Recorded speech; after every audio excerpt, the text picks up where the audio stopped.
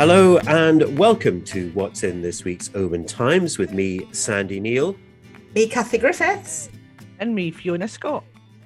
And well, it's been a packed week this week, despite it being the week after New Year. We've got lots of news stories for you.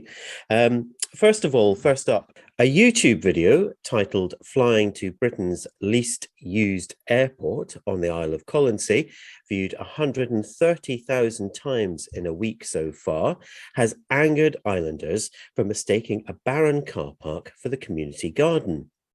Dangerous bends on the A85 east of Connel are getting new safety barriers and warning signs over the next month.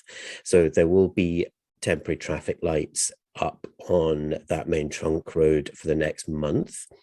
The decline of Scotland's wild salmon is a battlefront in the pro versus anti-fish farm debate.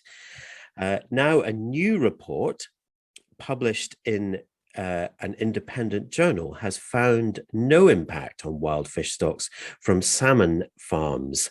The paper said the research should end the scapegoating of the salmon farming industry as the cause of population declines in wild salmon. I imagine there'll be plenty to say about that.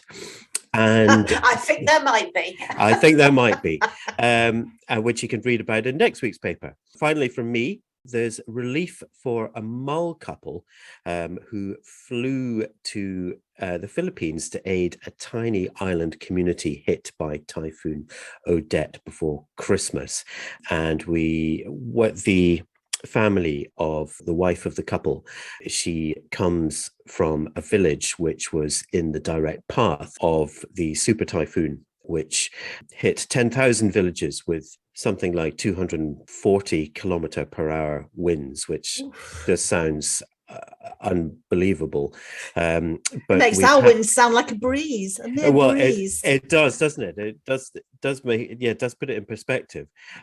We've had the good news that her family are fine and are assisting in the relief effort, as is the Mull couple, and they're looking for your help to help provide shelter and food and water and the basic necessities of life for the people still affected by this super storm.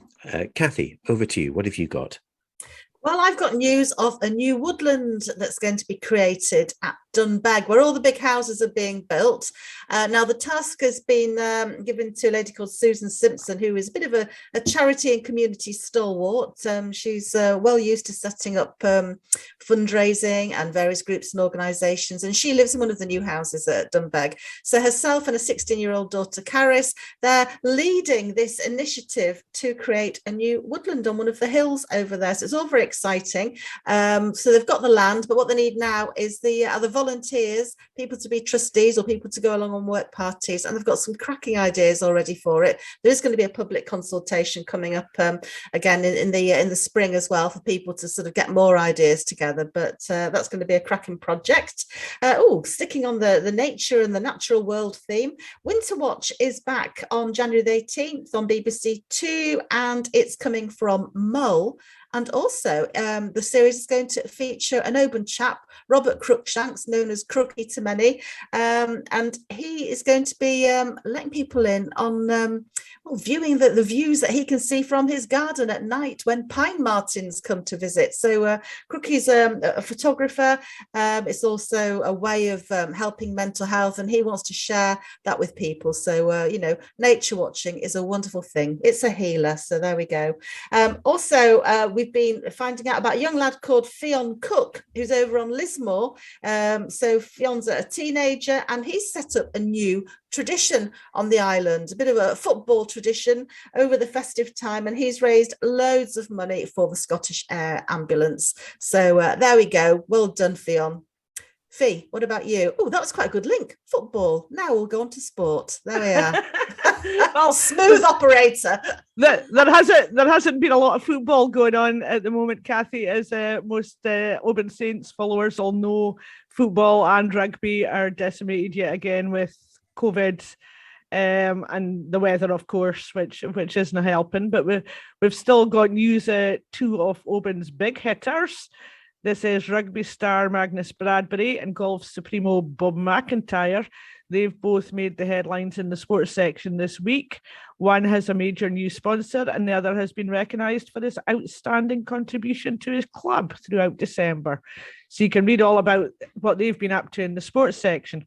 Also in the sports section, regular readers will know that we feature weekly health tips from Lorne Healthy Options. And the theme over the last month has been pain and sleeping and how sleep can help pain. So, Denny, you guys have problems sleeping? No.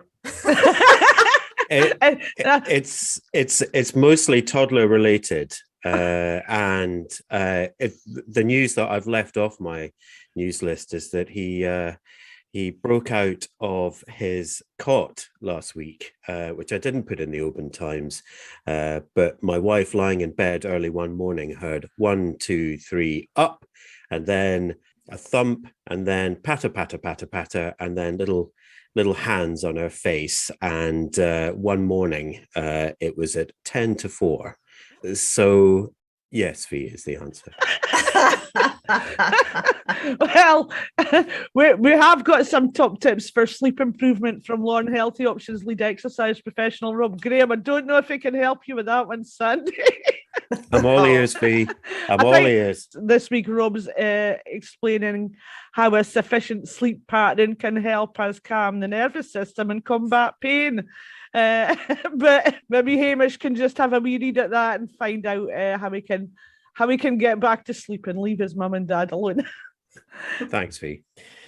Well, great. Well, thank you very much. Well, that I think rounds it up for this week's Oban Times. To read all these week's stories, you can pick up a copy of the paper from supermarkets, local stores and petrol stations. You can read our stories online at www.obantimes.co.uk, and you can subscribe to our page-turning digital edition there as well.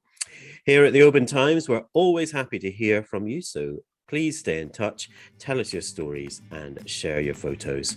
You can contact us by calling 01631 568 000, emailing editor@obantimes.co.uk, or you can message us on Facebook. So until next time, it's goodbye from me, Sandy Neal. Goodbye from me, Kathy Griffiths. And bye from me, Fiona Scott. Bye, folks. Bye.